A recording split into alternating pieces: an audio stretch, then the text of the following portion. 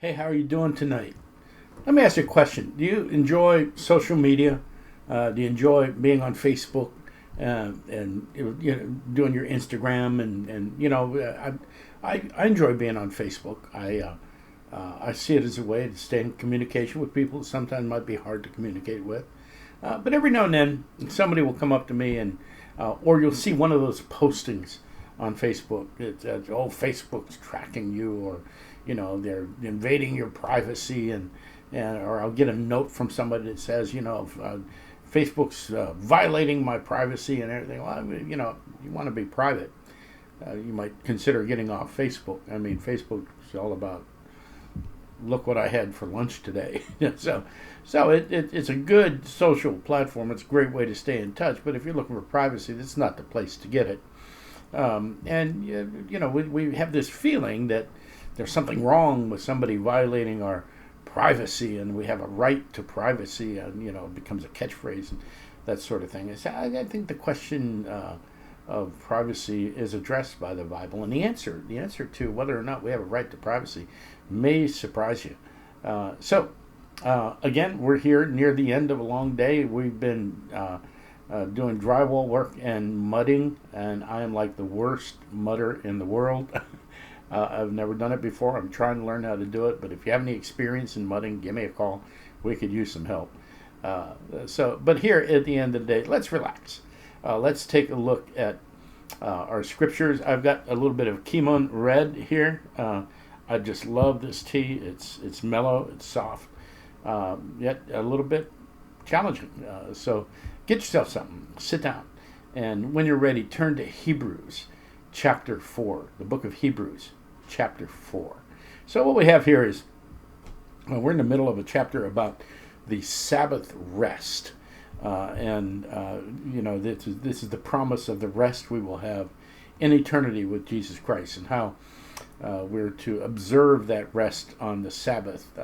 We go through periods, and sometimes it's weeks, and there's supposed to be a day that we set aside for the Lord, and there might be seasons that we set aside for the Lord. We have some people that work very hard at ministering and work hard at outreach and that sort of thing, and there's a time to rest, and God mandates it, and He gives us a time to rest so that we can think about the rest that we'll have in eternity with Christ, where there'll be no more effort and sin and that sort of thing. So the chapter's about that.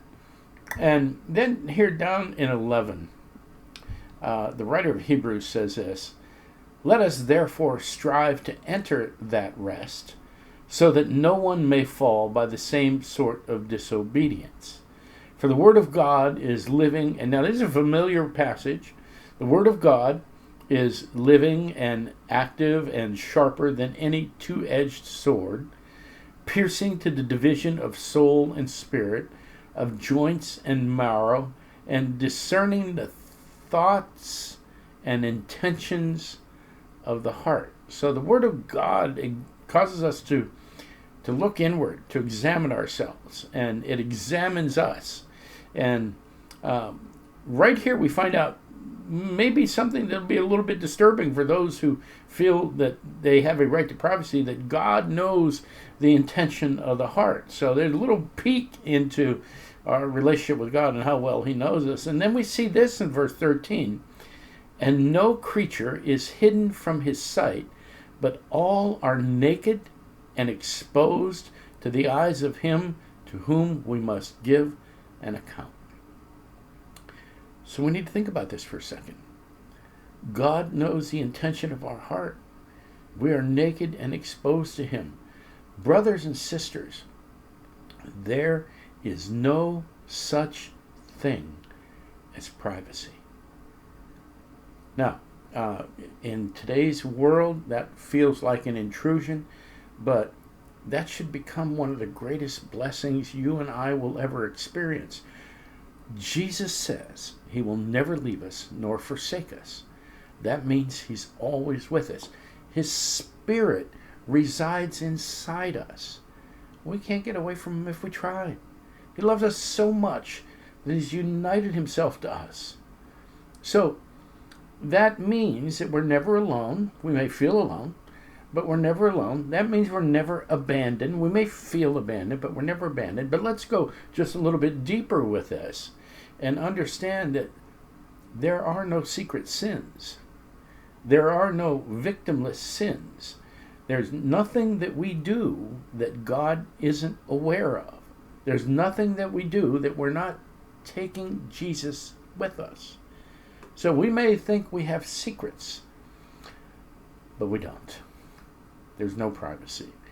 It's a blessing, but it's also a burden. Now, it should cause us to live in a manner as though Jesus were right alongside us in everything that we do.